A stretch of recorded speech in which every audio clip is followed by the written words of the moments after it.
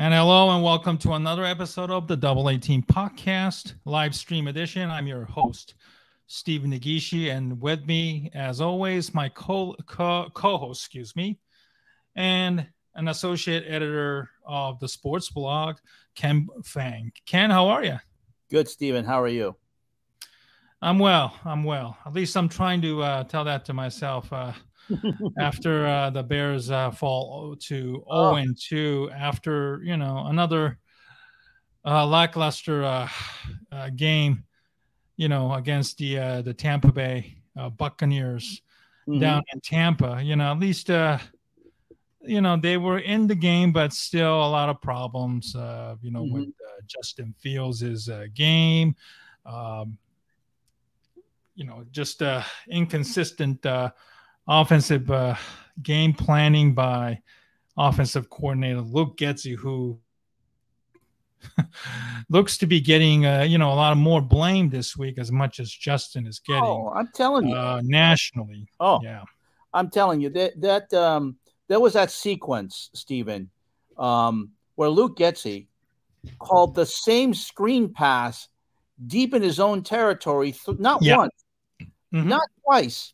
That was three times. Three times. Exactly. And it turned out to be a pick six at the 2-yard line.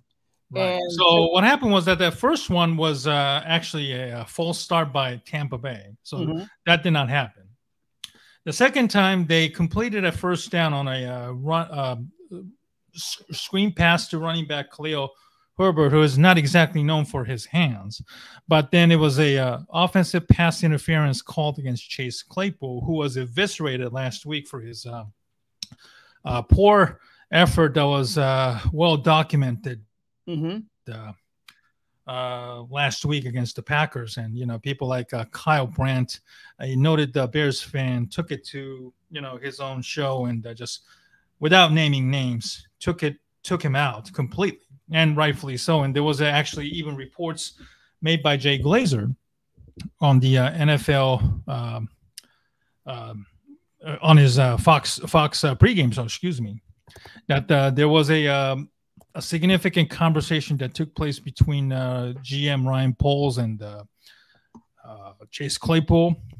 Even the newly added DJ Moore also confronted him on the sidelines and had a very stern conversations, and that if he doesn't improve his, attitude or plays, he's as good as gone, apparently. So, and rightfully so. So again, Claypool got called for the OPI. This comes after he caught a touchdown pass that, for the first time as a Bear, and actually brought the Bears to within 3 points. And then the third, attempt that you were mentioning, that was an easy tell, that Buccaneers linebacker Lavonte David said that he could have seen that play coming from miles away, which certainly, was an indictment on the play call by offensive coordinator Luke Getsy, and it was just such an embarrassing consequences. And I'm going to try and pull up a clip of that comment after the game, what Lavonte David had to say on that screen pass. It was just an embarrassing that how in the world that he could have actually thrown 3 consecutive same passes. Here, I'm going to take a listen. Here. I know they called a screen. The same formation. Everybody knew what was coming. So when he read out, he got the. That play wasn't going to be anything. You see me right there. So, but he just made a big play. Playmakers made plays. His number was called. What do you say about me, though? Yeah, I mean that's an indictment. Unfortunately. Yeah. When the defensive player said we knew it was coming, and these are guys who have been in the NFL for a long time. They've seen this. They've seen a lot of things. And then when they say, "Oh my God, this is the same formation, 3 wide receivers spread out to one side, Now, granted, Getsy tried to be a little deceptive by putting them to the right on one time, to the left twice, but still, it's the same formation. And then poor Justin Fields, he has to, he can't really audible out of this. He's trying to call the play that's sent into him on the helmet, and then that's what happens. I mean, that's just right, really that. And I wrote the banner. Even though Steven is a Bears fan, I'm the one that wrote that banner, the Luke Getsy's incompetence, and I think that's what you feel about it. I think that's what you. I think every Bears fan is feeling that right now. Absolutely, I think it's. I think we're starting to see that right now, and you know, I'm going to say this as a Justin Fields fan and a defender.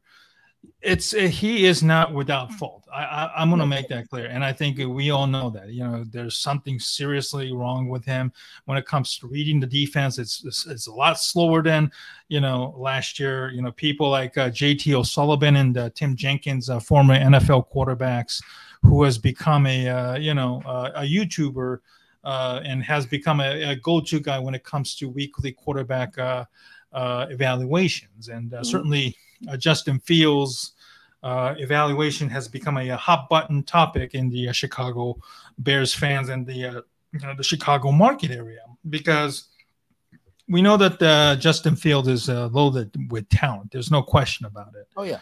What worked last year with all these design runs, RPOs, play actions, they took that away from him. What was working, and the problem, with the Bears is that we've already gone through something very, very similar with Matt Nagy. The BU stuff, and Matt Eberflus is, the weird hits principle that sounds more like him, like a JV coach more so than the NFL coach. But I digress a little bit there. But the point is, we've already gone through this with Mitchell Trubisky and. Justin Fields. It's hard to fathom that, why try to do things differently what was working last year. It took Getsy 6 weeks last year to figure it out, what was good, what worked with Justin Fields. And, we remember the New England game last year on a Monday night where he was literally lights out, and suddenly he looked like a legitimate NFL quarterback, and we saw the rest of the season last year. He set the a rushing record pretty much last year, and just now they're trying to make him a pocket passer for some reason, and it's just messing him up. His head and his body, and his footwork is also completely screwed around. And certainly, he has missed a lot of wide receivers that were open in the game against Tampa Bay. There's no question about it. Dan Orlovsky was actually doing a film study on Sports Center tonight earlier. There was a one play where I believe a running back was running a seam pattern, and there's two wide receivers, and he was wide open. Okay, and he could have pulled. He was actually ready to throw the ball on towards one of the open receivers, and that could have been an easy touchdown. And somehow he didn't pull the trigger. He held onto the ball. I believe that was maybe a second down, and he gets sacked. That was the play that he eventually got sacked again, and then were forced to settle for a 52-yard Cairo Santos field goal, near the end of the first half. That tied the game at 10-10. So, again, Justin Fields is without, certainly deserve blame, but it's always hard to imagine that, football coaches, and maybe this is not just limited to football coaches, Ken, but a lot of coaches in every sport somehow try to, make themselves look genius. Or try to do something different that he or she isn't capable of doing. And it's always so difficult for coaches to stick to, utilizing the strength of the players that they have in their arsenal. And again, we've seen that with Matt Nagy, and now the Bears are about to make a similar mistake. with Justin Fields and the coaching staff led by Luke Getsy. Yes, I totally agree, Stephen. I mean, Justin Fields has all the talent in the world, and we know that what he's capable of. But unfortunately, when you have coaches like Matt Nagy and Luke Getsy, who just don't seem to understand the talent they have and try to build towards what they have. I mean, Don Shula, if I could go back and digress a little bit, he was a coach that was ground and pound. Then he got Dan Marino and realized, hey, I got a passing quarterback. Ground and pound is not going to work. So let me change my philosophy and let a Mustang run free. You've got to be able, and I understand today's NFL is different than what it was in the 80s, but you have to realize what your quarterback can do. And, you know, he's, as you mentioned, a guy who can do RPOs, run pass option, talented. He can use his legs. And if you're going to try and make him a pocket passer, that's just not going to work.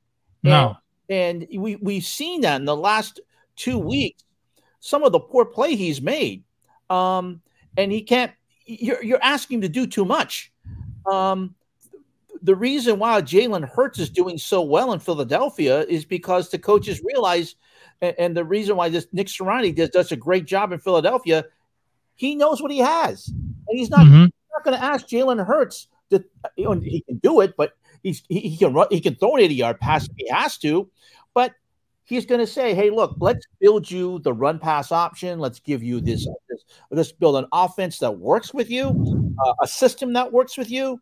And let's not try to make you put all the onus on you.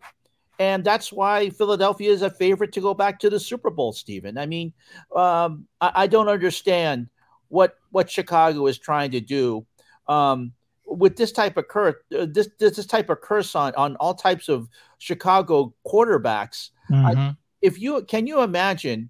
Can you imagine some of the quarterbacks that they could have had? And I'm trying to think back here to the Rams quarterback. Trying to think in the Hall of Fame. With Kurt Warner. Kurt Warner. He said he had a chance to go to the Chicago Bears. Can you imagine if he went to the Bears? I don't think we would have had this great story if he went there. Considering all the curse that they've had on quarterbacks. So. Yeah, I don't understand what they're doing with Justin Fields, Stephen, and I know you're very frustrated about it. Ted Nguyen, well-respected, Asian football writer with The Athletic, has his likes and dislikes, and he puts whatever the Chicago Bears are doing with Justin Fields as a very top of the dislikes. He certainly, obviously mentioned what I said. So certainly this is what he is referring to, that pick six here. Out of his own end zone, intercepted by Shaq Barrett, fighting at the goal line for a pick six that just might seal the deal for Tampa. Yeah, I was so demoralized watching this one happen. And here's the other one. I'm going to pull up another clip here that I was earlier explaining about Dan Orlovsky on ESPN today.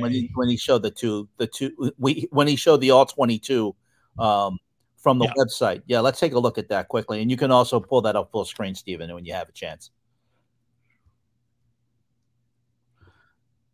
Really, one of the I saw that earlier from Dan. Hold on. Yeah, I guess I may not have been able to share the clip properly there. My apologies there. No problem.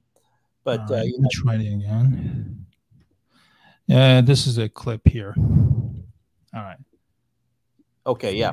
To give everybody an understanding of what the pass concept is. Okay. This is called sail. Outside receiver is going to widen and run a big post, okay? And then this inside receiver is going to run a corner route. Backside, DJ Moore, you have a seam release in route. Now, this is a great pass concept front side versus everything but two coverages. The first would be if it was cover two. If I had a zone corner here and a safety there. That is not this defense, okay? If it was cover two, we automatically as quarterbacks get to the backside. The second one is if the defense goes to a single high safety defense and plays with a little bit of outside leverage. I want everyone to play this because Justin's going to hold. Now, I want to show you. I told you what the pass concept was and what were the bad defenses for it. Now, right now, Justin should just be seeing that safety is dropping down from the middle of the field. That nickel defender is outside leverage on that inside release sail route, plays dead front side. Automatically, a quarterback, once you see that seam release by that slot receiver, that defender outside with the safety, get backside to that in route. Now, I want everyone at home to pay attention to one thing here. Just watch Justin Fields' feet here. And I want you to focus on the tempo of them, because what I see Justin on this, and you see that slot receiver get jammed up like this, watch how light he is on his feet and very slow and deliberate. When I see Justin drop like that, or any quarterback, I think he's thinking right now.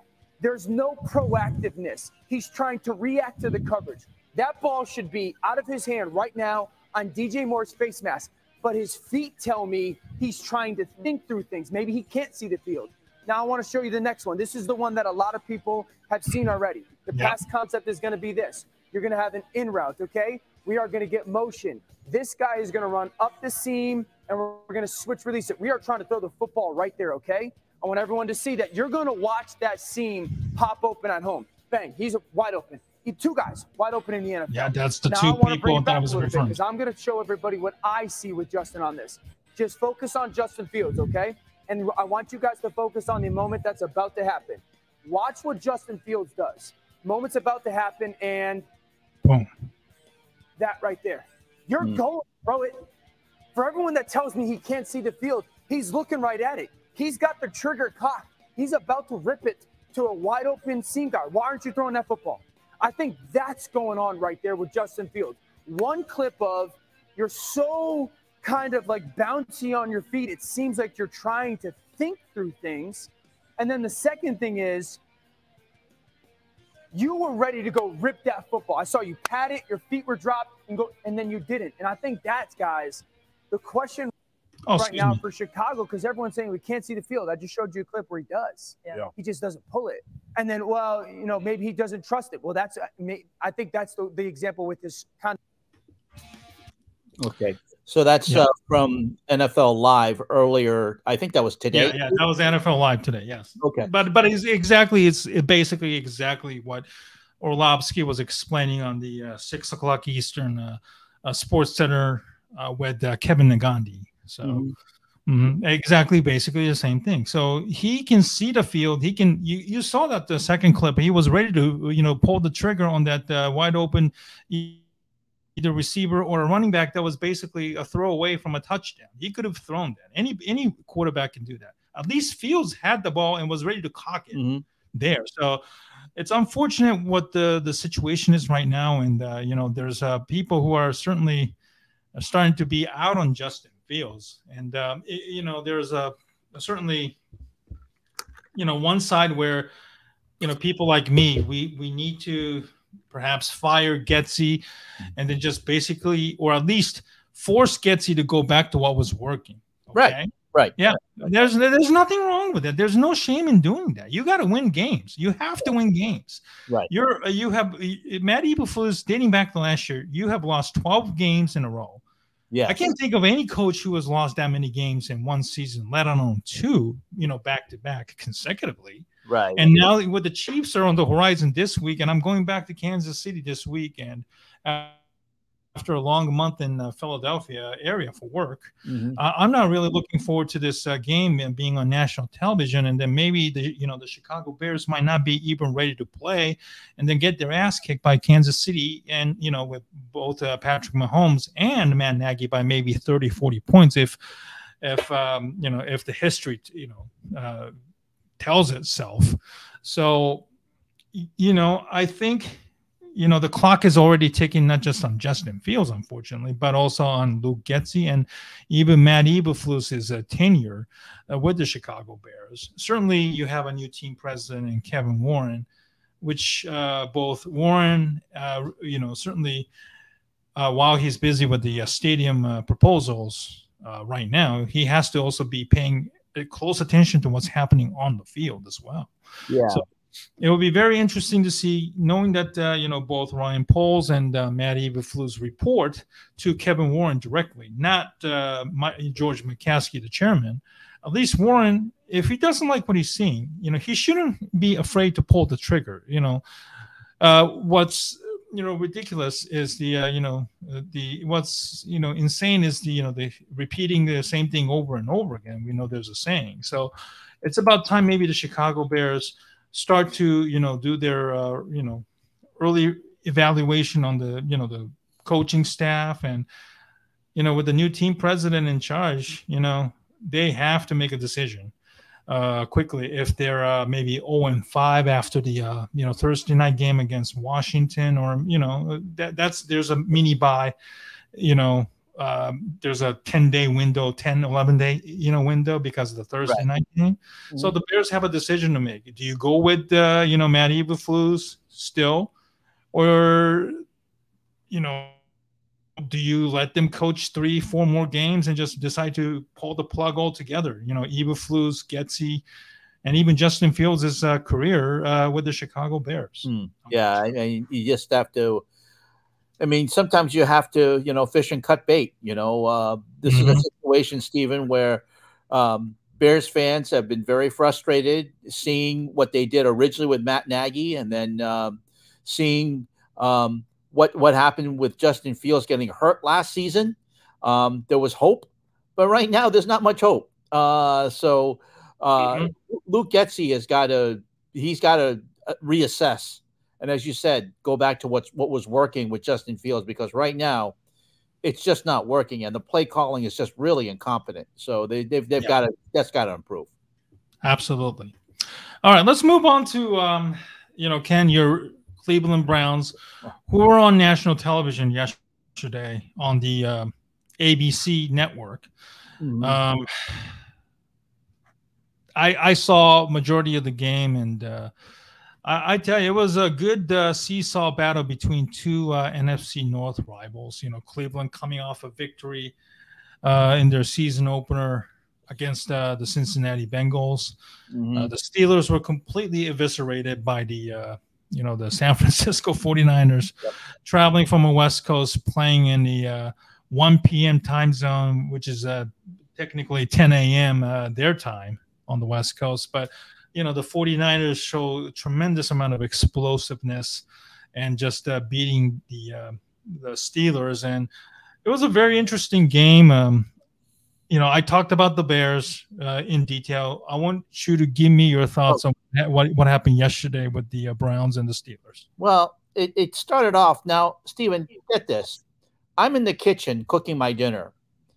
I come out, and the Browns are already down 7-0 because of a pick six. Now, that wasn't Deshaun Watson's fault. It was off the receiver's hands and then run back into the end zone. But then there was some hope there. The Browns got ahead. Josh Cribbs looked quite good, as he always does. And then there was that injury that Micah Fitzpatrick hit him in the knee, probably not deliberately. I don't fault him for that. It was just one of those freak injuries. You mean Nick Chubb? You're talking about Nick Chubb, right? Nick Chubb, right? Yeah. Okay. Right, Chubb. But Chubb, I got to get rid of that. So Chubb, yes, Chubb was. It was just terrible to see. It was terrible to see. Chubb was running quite well, and that was just one of those situations, Stephen, where everybody was just praying for him. Everyone was praying for him. It was horrific to see. ESPN did not show the injury, and now it's just adding pressure on Deshaun Watson, who just did not have a good game at all. He even admitted that he played like quote shit. So right, yeah. There's the pick six. That was the first play of the game. And then Chubb was running very well and doing great. And then all of a sudden the injury. Steelers were going. It was a back and forth game, as you mentioned. It was a very good game. but again, Deshaun Watson, I don't know. There's something in this situation, Stephen, where we saw him in Houston, and of course, what happened with him with the harassment charges, with the masseuses and the team players, and with him being suspended for 6 games last season. He has not been the same player ever since he came back. And we haven't seen the brilliance. Now, I didn't like this signing that the Browns made of Deshaun Watson. But no matter what, this is a guaranteed contract, right? And a guaranteed contract through 26. I don't know what the Browns management was thinking about this. Kevin Stefanski has had to deal with this. And it's been really they've tried all they can to do with Deshaun Watson. And now with no running game, they're going to have to deal with Deshaun Watson having added responsibility. And he hasn't shown me anything, Stephen, that he is up to the task. When he was in Houston and with a bad team, he was still giving some players hope. Now, here's an interception here, which led, I don't know. It's actually, there was the Browns were down 7-3, as you can see. Yeah. But they ended up picking off a pass there. Yeah. Yeah. They didn't even convert this. Actually, this field goal was missed, as you can see. So it stayed 7-3. I believe the Steelers went to the halftime with the lead, and then the Browns did go ahead. But then Deshaun Watson got sacked, and T.J. Watt picked it up to go into the end zone. Actually, believe it or not, that's his first touchdown in his career. Here's a great player who's probably going to be a Hall of Famer to join, and just like his brother's going to be, who just retired and now is on CBS and the NFL Today. But T.J. Watt was showing all types of influence on this type of game. And really, to be honest with you, you see Deshaun Watson, and there was I believe that was a 4th down. No, that's not the end of the play, but here's the 4th one. Yeah, there was the end of the game, which pass interference wasn't called. Yeah. But anyway, this game was just I didn't have confidence coming into this game, Stephen, because again, the Browns rarely win in Pittsburgh, and the Steelers were coming in desperate because after, as you mentioned, they just looked horrible against the 49ers in week 1. And really, to be honest with you, the Browns handed this game away and had an opportunity, and now they're 1-1, and they haven't been 2-0 since going back to when Bill Belichick was a coach in 1994. So, I don't know, Stephen. I don't have much optimism right now, especially now that you have Chubb out for the season and you have more responsibility. There you see Chubb going off. ESPN didn't even show the injury because that was that bad. I agree with that decision, by the way, not to show the injury. But, I don't know. I don't have much hope, especially with Deshaun Watson, especially now. And interestingly enough, the NFL has filed a grievance against the NFL Players Association, saying the NFLPA is encouraging running backs to exaggerate injuries so they could hold out to try and get at least more money. That's, and that's bad timing too, especially what happened to Chubb. Chubb's not exaggerating an injury. He's coming in with a with a season-ending injury, the same knee that he had to rehabilitate when he was in Georgia, where he tore an ACL, a TCL. So I don't know. I'm not very optimistic right now. Well, I don't blame you. Deshaun Watson, like you said, hasn't looked good. He even admitted after the game he wasn't good. There's a scramble for the running back, now that Chubb is gone. He's a terrific runner and a very, huge, workhorse type of guy. There's a receiver, and he just missed him. It was just terrible. That's just not good play. Yeah. So now they're talking about maybe adding Kareem Hunt. I think former Brown. At least he's familiar with the city and the system. Right. So they're actually talking to him. There's also a trade market for either Cam Akers or Dante Freeman of the Bears. Who has been, who was, a healthy, active scratch last week against game against Tampa. Certainly a very talented runner. There's certainly the Browns have to make a decision on who will be the running back. What was the name of the running back who scored a 70-yard touchdown run yesterday? Yeah, he was a good kid. Ford. Yeah. I'm trying to. Yeah, he was. He had a 64-yard run. He had over 100 yards yesterday. Jerome Ford, the rookie. Yeah, Ford actually showed some promise last night, but I don't know if you want to be giving him that much responsibility, especially in his first season. Maybe he can show us something, Steven.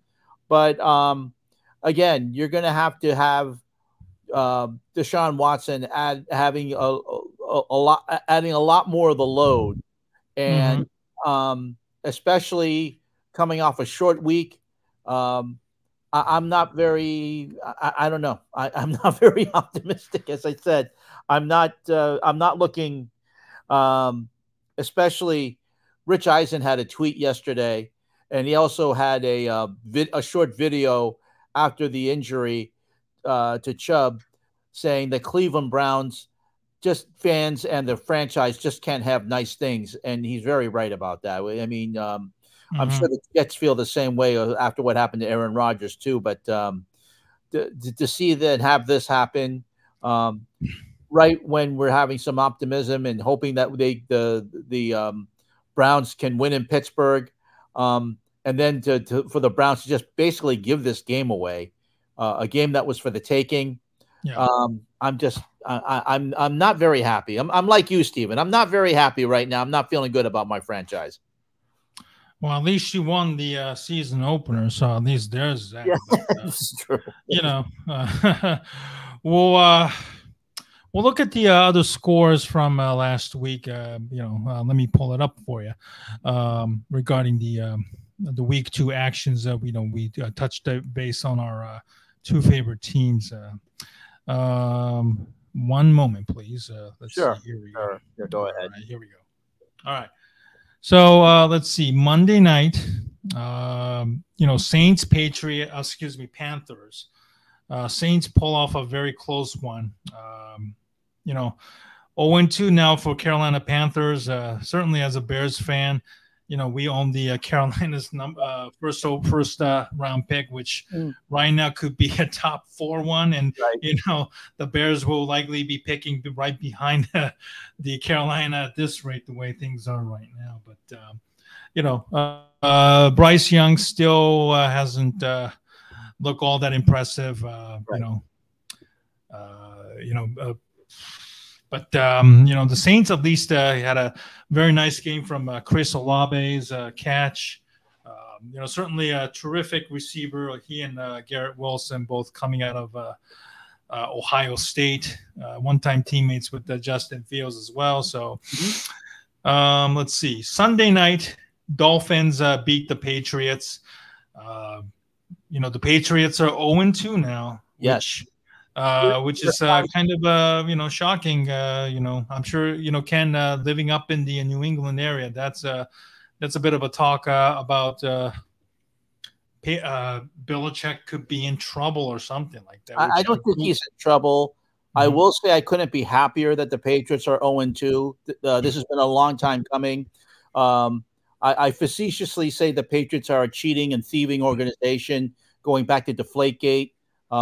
Which, by the way, everyone knows that Tom Brady deflated those balls. I know I try to get on Patriots fans and cases, and I like to taunt them about Tom Brady, but there's no doubt of his greatness. But, yes, this is the first time the Patriots are 0-2, Steven, since 2002. By the way, that was the year that Tom Brady came in to replace Drew Bledsoe. Yeah, but they went on to win the Super Bowl, yeah. Yes, there's not. I don't think fans are looking at that type of same situation, especially the way Mac Jones is playing. And the that offense, even with Bill O'Brien now as the offensive coordinator, hasn't shown much promise going into the game. So going into this season, there was hope that there will be a better output, but Mac Jones has not shown that he can even hit an open receiver. I don't think he could hit the ocean if he was standing on the beach right next to it right now. That's how bad that the quarterback situation is going. So I have to be honest with you. Tua Tagovailoa is now 5-0 against the Bill Belichick and the Patriots. He's never had that since he started coaching there. I gotta say that the Dolphins look very good, and at 2-0, and that offense, and they have Tyreek Hill, who was an MVP in the NFL in the previous seasons. I can see them right now being the class of the AFC East. They're up 2-0. Buffalo, with Josh Allen, they have a lot of things. They still need to work a few things out, but it looks like a clash between those two teams on top of the AFC East with Miami and Buffalo. Steven, of course, Buffalo looked like a much better team this weekend. They won their game. Josh Allen did not look like the Josh Allen of week 1. He looked like a much better Josh Allen instead of not throwing interceptions against the Jets team that in week 1. So they righted the ship. And Cincinnati is 0-2, Steven. Joe Burrow had an injury in their game against the Baltimore Ravens yesterday. Same injury that he suffered in training camp, right? Yes. And it doesn't look like he's going to be playing on Monday night. So I don't think the Bengals will go 0-3, but I think they're playing the Niners? Are they playing on Monday night? No, they're playing the Rams Monday night. So that will be, I think, on an ESPN game. That'll be the 7:15 game. So we'll see. No, I think it's an 8:15 game. 8:15. Okay, it is an ESPN game because ABC has the early game at 7:15 that week. Right, that's the Eagles and the Bucks. Eagle and the Bucks, right. So I have a feeling. I don't know. I think the Bengals will win that game, to be honest with you, because there's definitely going to be some urgency on the sense of the Bengals. You don't want to go down 0-3. They were 0-2 last year and starting out the season, and were able to get all the way to the AFC Championship, as we know. But still, you just don't want to go 0-3. And with your star quarterback and Joe Burrow not there, I still think they will manage to defeat the Rams and Jared Goff, because we don't know what the Rams are at this point. And they they were soundly beaten by the San Francisco 49ers. And if you saw that game, I had the game on Sunday Ticket, Steven. I was watching part of that game along. I had Red Zone on my television, and I had the Rams and Niners on my iPad. I don't know what it is about the Rams fans, and they just sell their tickets and allow the 49ers fans to come down and basically make that Levi Stadium South and make that a home game for the 49ers. But it just doesn't. The Rams didn't seem, especially in the second half, and Jared Goff hadn't thrown an interception in a while, threw a couple in that game. And the 49ers just came in and basically slapped the Rams all around up and down the field in that game. So I don't know how the Rams are going to be against. Al Michaels said in an interview with Rich Eisen, we really don't know who the Rams have, and we really don't know what they are. We know what the Bengals are, but without Joe Burrow, there's a lot of questions. But I still think the Bengals will defeat the Rams on Monday. But it's interesting to see some of the teams that are 0-2 going into week 3, and there's going to be a lot of questions, especially for the Bengals as they play on Monday night. Yeah, on the AFC West, Chargers and Broncos are 0-2. Chargers, Chargers, certainly Brandon Staley looks like he's a man on the hot seat. Yes. Sean Payton, Broncos, scored a touchdown on the Hail Mary, which I saw it. They failed on the 2-point conversion there. Looked like, the wide receiver got mugged in the end zone on that 2-point. There was a headlock too. There was a yes. Not only was he mugged, but he was a headlock. It was egregious as yesterday's Steelers, Joey Porter Jr.'s last attempt. So you have Chargers and Broncos at 0-2. Chiefs are on the winning column, but they certainly did not look good against the Jaguars, who they faced in the playoffs last year. Right, as we all remember. The Colts beat the Texans. They're on the winning column, but Anthony Richardson suffered a concussion. Unfortunately, the Texans are 0-2. At least C.J. Stroud looked really, really good, throwing for over 300 yards, and so at least there's something to build upon there. Mm-hmm. Let's look at the National League. NFC, excuse me, I'm sorry. The Cowboys eviscerated the Jets and Zach Wilson in their home opener. Eagles are 2-0, but I am actually in the Philly area for work, and the fans are getting a little bit antsy, even though they're 2-0. The Philadelphia Eagles, that is, they're not really impressed with Jalen Hurts' performance. It's kind of similar to what the issues with Justin Fields, slow in triggering, the balls. If you saw the Vikings game, Hurts were consistently being stopped whenever he tries to run with the ball. He also threw some very bad pick in the game as well.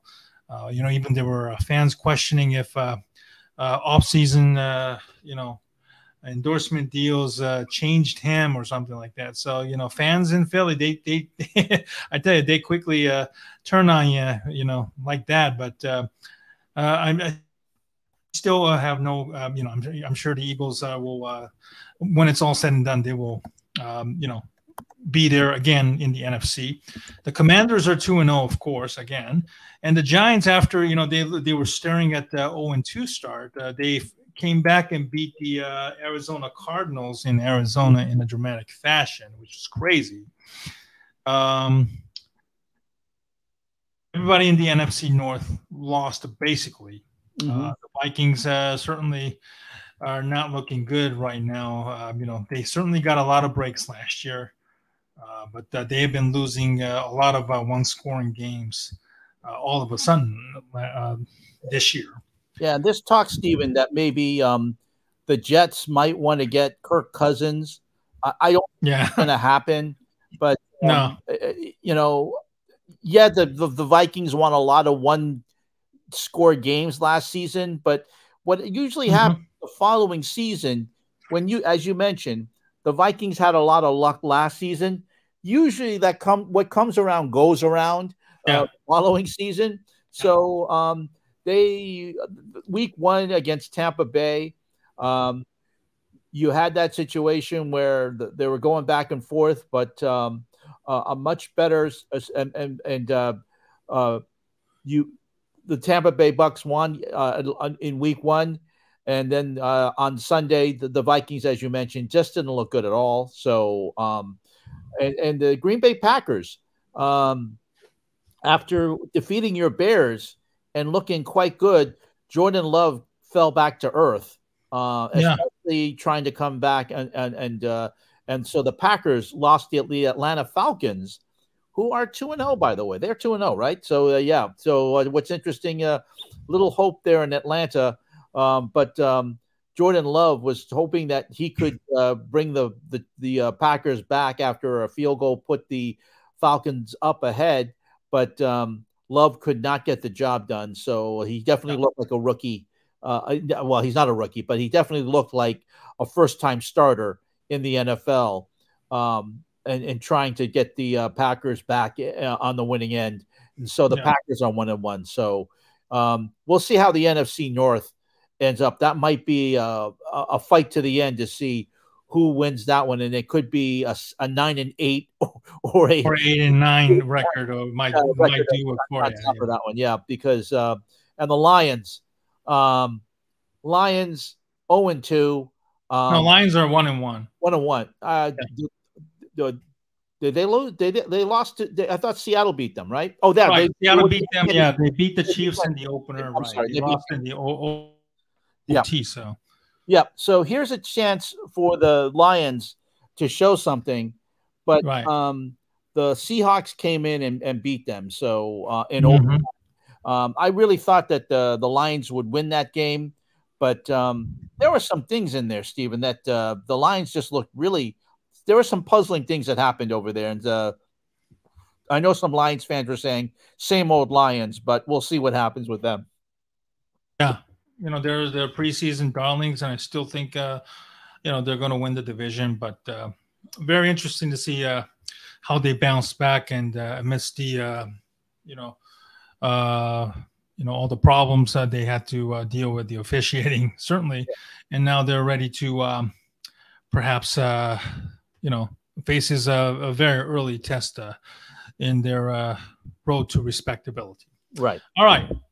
Let's move on to college football, and the story is the Deion Sanders and the Colorado Buffaloes, and they had a in-state rival, Colorado State, and their head coach Jay Norvell fired an early shot about taking hats and sunglasses off.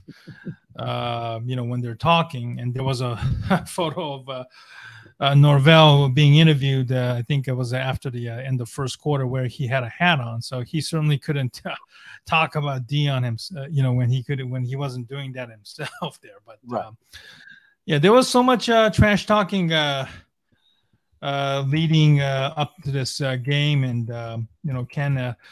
I actually did stay up to watch the game, and good for you. Yeah, well, I did. And I gotta say, full disclosure, I fell asleep at some point. I realized I fell asleep. The game was actually, very, very competitive. It was a good game, and Colorado. It was a very good game. Not going to lie to you. Colorado State gave them all they could. Yeah, and Colorado was a 20-point favorite in that game, by the way. Exactly. And I tweeted that who knew that the Colorado State was the first team to hand them their first loss of the season, and then where you have Oregon and then USC back-to-back weeks. It wasn't looking good at all. Ken. Mm-hmm. And it was a really competitive game, and it was it was kind of shocking. When I woke up that Colorado, I think a lot of people fell asleep, and especially those on the East Coast, and really fell asleep, and only to wake up and realize, wait, Colorado just won, in 2 overtimes. Yeah, they needed a 98-yard drive that Shedeur Sanders did a great job, and it ended up with a 46-yard touchdown pass and a 2-point conversion that they needed to tie the game, to send the game to overtime. And then in OT, Colorado took the ball. Usually in OT in college, you usually like to take the ball last so you know what to do. Mm-hmm. But Deion Sanders is never one to follow convention. We know this. He decided to take the ball first. Colorado scored first. Colorado State then tied the game on their own touchdown, and then in the second overtime, a touchdown pass to Harrison to put them up. They got the 2-point conversion, and then Colorado got the interception to end the game in the second overtime. But really, to be honest with you, the Rams did have an opportunity to win this game, and they even knocked Travis Hunter out of the game, which we'll see coming up very shortly, and a pass that went to the sideline. Hunter did try to return, but then went to the hospital. He's going to be out for the next 2 games, and he could be really that could be a factor in the Oregon and the USC game. The game against Oregon will be this Saturday at 3:30 on ABC. Joe Tessitore will be at the game and calling that. That should be fun. But it's going to – we'll see what Colorado is made of, Stephen, because they're going to have to take on Oregon, which is expected to be one of the contenders to win the Pac-12 this season. USC also, and that's going to be the following week. At least they're going to have to travel to the Great Northwest in Oregon this week. And if Oregon, I mean, if Colorado can keep it close or even win that game, imagine the hype going into the USC game the following week. That's going to be absolutely crazy. But the odds makers right now, they are not too confident in Colorado. They have Oregon up as a favorite for 20 points right now. But don't forget that TCU was a double-digit favorite over Colorado, and the Buffaloes defeated the Horned Frogs on the road. So we will see what is Colorado made of, and if they can keep this great story going, and if this whole thing is sustainable. And there's the injury to Travis Hunter. As you saw, Hunter was on the sideline, and there he got hit on a cheap shot. And by Henry Blackburn. Yes. And Stephen, unfortunate side note to this game, Blackburn received death threats what he did to Travis Hunter, and really unnecessary. I mean, it's a game. You don't try and do death threats against an athlete, and he's a kid. You know, he's in college. Not unnecessary. Right, and his family was also targeted. The phone numbers and addresses were kind of like revealed as well. Yeah. Look, it's a disgusting cheap shot. I get that the game was physical. There was a lot of taunting, and we have already told you about the side note leading up to this one. Jay Norvell criticized Deion Sanders' decision to wear glasses and hats while talking, and then Norvell said that, he was taught that never do that to an adult or something like that. But certainly, both sides, fuel their, anger and, the rivalry in this. And, what happened with the Henry Blackburn situation, that hit is a cheap shot. There's no question about it. I know it wasn't a helmet-to-helmet contact, and there have been some talks that maybe he should have been at least suspended or ejected. And I thought that maybe, if you're going to throw a flag, which we did see the flag being thrown on that one, you might as well look into it and, maybe they might have to start enforcing these types of hits, not just the ones that, helmet to helmet or crown to crown type of hits. But I think if you're going to have a player like Hunter having to miss 3 weeks with a lacerated kidney, and, thankfully he went on to his Twitch stream, I believe, and said that he is doing much better now. Yes. Certainly, both Sanders and Hunter both were showed professionalism, at least in stating with regards to what has had to happen with Henry Blackburn being targeted. I'm going to play a clip of Sanders talking about the Henry Blackburn situation. I'm going to take a listen here. Go ahead. I want you guys to record this and run with this. Henry Blackburn is a good player who played a phenomenal game. He made a tremendous hit on Travis on the sideline. You could call it dirty. You could call it he was just playing the game of football. But whatever it was, it does not constitute that he should be receiving death threats. This is still a young man trying to make it in life, a guy that's trying to live his dream and hopefully graduate with honors or degree, committed to excellence and go to the NFL. He does not deserve a death threat over a game. At the end of the day, this is a game. Someone must win, someone must lose. Everybody continues their life the next day. Very unfortunate. I'm saddened if there's any of our fans that's on the other side of those threats. I would hope and pray not, but that kid was just playing the best of his ability, and he made a mistake. So I forgive him. See you. Our team forgive him. Travis he's forgiven him. Let's move on. But that kid does not deserve that. Free Blackburn. I want you guys to. Excuse me. Sorry. Okay, yeah. So very classy by Deion Sanders to say, hey, look, and that's what I did. It's a game. Exactly. No reason for Blackburn to be threatened. Granted, we get emotional over a hit like that. It's a rivalry game between Colorado and Colorado State. They're in-state rivals. It gets emotional. There are some things that I thought that Novell's kids were a little bit out of control. There was a hit in the end zone. I think Shadur Sanders' brother actually managed a pick six and ran all the way to the end zone, and was pushed by one of the players by Colorado State, and he fell into the goal post. I remember that too. Yeah. Yeah. So that was some thuggery there. But really, to be honest with you, it's a rivalry game, and there's no reason for death threats to be made, especially to a kid. That's not necessary. And classless people trying to put up the family's phone numbers is just going way out of hand. And let's just remember, he's just a kid, and whatever happens, and let him be. Absolutely. I apologize. I may have probably pulled a little bit earlier, but speaking of violence, we had a very violent weekend in football. Ken, you're probably very much aware about what I'm about to tell you. We had a death of a football fan up in New England during Sunday night football game, where a fan was punched.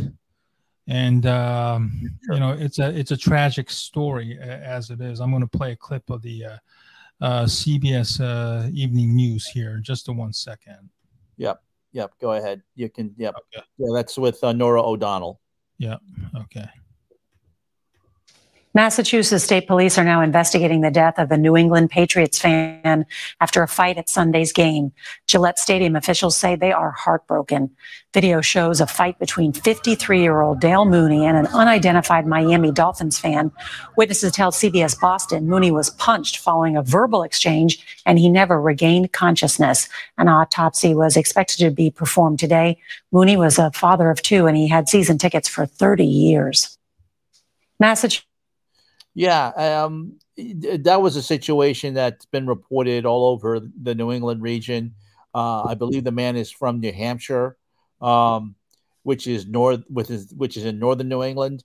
Prayers to his family, and especially his two sons. We see fights in the stands all the time. As someone who has worked briefly in stadium security, it's one of your worst. You hate to see things like that.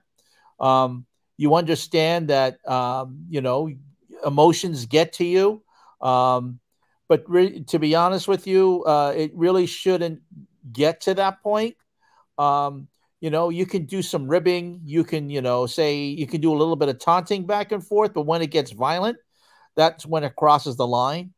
And we see it all the time. I mean, unfortunately, it's going to continue. And to see that death is just very tragic, and I hate to see it. And unfortunately, we've seen this before when fights get out of hand, and it usually just ends up in arrest. But I don't know all the details, but you just hate to see that, and you just feel for the man's family. Yeah, it's just really, really tragic. And, we saw something very similar happen all over the weekend in Houston, where we saw the fans fight amongst themselves. Mm-hmm. The Cowboys Jets game, the Cowboys and the Jets fans fighting. We even saw a Bengal fan who was arrested, handcuffed, and then he took the liberty to still headbutt a fellow Bengal fan that was also on all over social media as well. And look, Deion Sanders said it best. At the end of the day, it's just a game, and this isn't just limited to the United States. Of course, I will say this. We've seen a lot of violence being taking place at European soccer games, even to this date. When the team isn't doing very, very well, the fans or the ultras, take it out on the organization, as well as take it out to the streets, which turns very, very violent. I read a story on a French team, Olympique Marseille, which is a club with a lot of history, both the good and the bad. Announced that the chairman, or I think the general manager, left, as well as the head coach who hired them, in unity because of the threats and the violence against them earlier today. So this isn't just limited to in the United States, unfortunately, and maybe the NFL might have to start addressing the issue heads on. Not just the alcohol involved, but now you have to also factor in the gambling aspect of it too. So, it could get really, really violent, not just amongst the fans themselves in the stadium, but, maybe, like we saw with, the Colorado state safety being, targeted for threats, the players and their family members are now being targeted, not basically due to poor performances and the poor numbers in the fantasy football leagues, which we know players from time to time take it out on social media. There was a last week the Vikings running back Alexander Matheson. Remember, he was being peppered, I believe, on Instagram with a bunch of N-words that was targeted towards him, because I know he didn't play well, and I think he lost a fumble too, which the NFL and the Vikings had to release a statement on that matter as well, which is unfortunately becoming very, very dangerous. Right. And, let's hope that, it doesn't come to that. It doesn't get to the point where we see more deaths in the stands. Let's just hope that some cooler heads can prevail. Stephen, let's now go from football. Let's now go to baseball. Over the weekend, Shohei Ohtani cleaned out his locker in Anaheim. People made a big deal out of it, but Ohtani said, hey, look, I am not going to be playing for the rest of the season because he's now going to have surgery. He just decided to clean out his locker and said, hey, look, I'm just going to hand my stuff back. Some people are trying to read into this by saying that he's going to be definitely leaving Anaheim, but I don't think, I'm not going to read too much into that. Like I think the explanation is legitimate. Like he just is not going to play anymore, so there's no reason for him to wear a jersey anymore. He said he will still be in the locker room. He'll still be in the clubhouse. He'll still be with the guys, but he won't be. I don't think it's to read anything that he's unhappy with Anaheim. It's just the fact that he's just going to have season-ending surgery with his obliques. So I just think that I think the fans and the media are reading a little bit too much into that. Yeah, I think the way that was a paraphrase, cleaning lockers, sounded like he was pissed and that he was ready to leave or something. But certainly, I think I took it on Twitter like, why did it took the Angels to finally came to this conclusion so long? He was basically spending the last 2 weeks trying to play, but yet he wasn't even ready to go and play. Right. Okay. Right. And then, they finally came to this conclusion. I think it was, I think it just goes to show that there is no leadership within the Angels organization. Certainly, Perry Manassian, the GM, and Phil Nevin, the manager, I think both of them are gone at the end of the year. Certainly, Angels are about to go on a massive house cleaning. Yeah. Mike Trout has indicated that he probably might consider, requesting a trade, and I don't blame Mike Trout one bit. He has been, unfortunately, starting to break down a little bit more than he has been.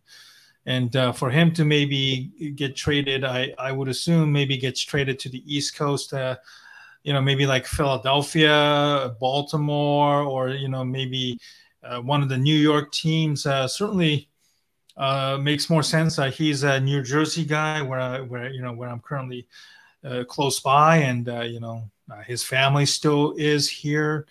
I think his wife, fiance is from this area as well. Right. I think it's whatever the value you can get, you better get with the Mike Trout, because you certainly had that opportunity with the Shohei Ohtani, and the Angels gambled and made a massive trade at the deadline, only to bottom out, and they ended up releasing pretty much all the players that they have acquired at the trading deadline and via waivers, which is absolute bonkers.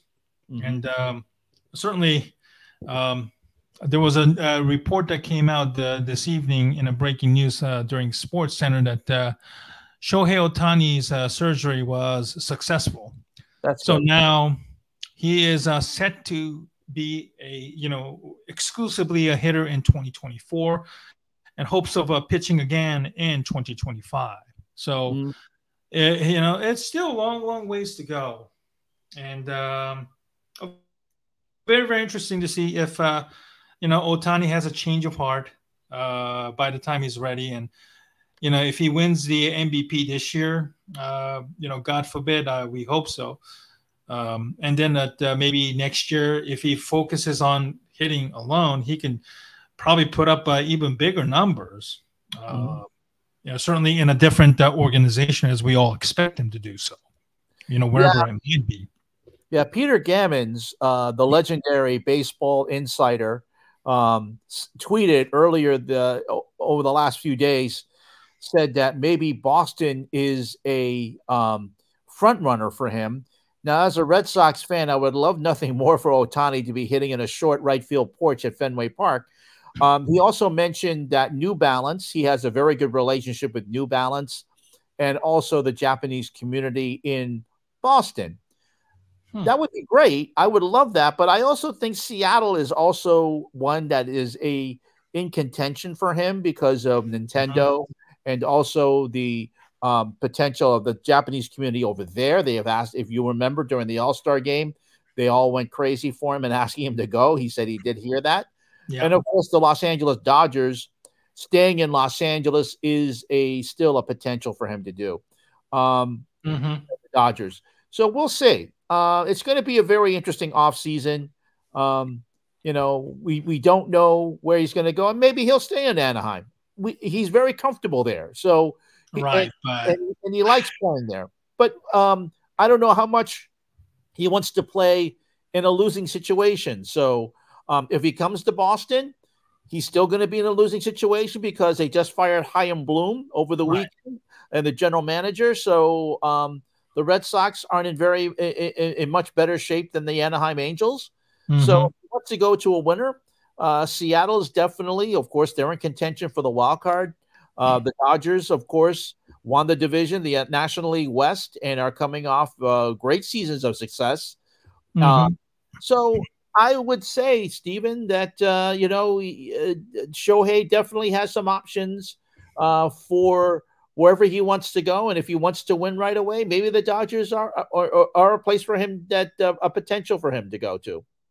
Yeah, a lot of reports are coming out that certainly he's more focused on winning more so than anything else. Yeah, I know that the Mets apparently were in the news about maybe Steve Cohen trying to go after Ohtani, which has been long rumor. Although that John Heyman shot down the idea that perhaps that the Mets are probably better off, being more smart with it when it comes to spending and being all in on Ohtani this year, because the Mets were a complete mess this past year.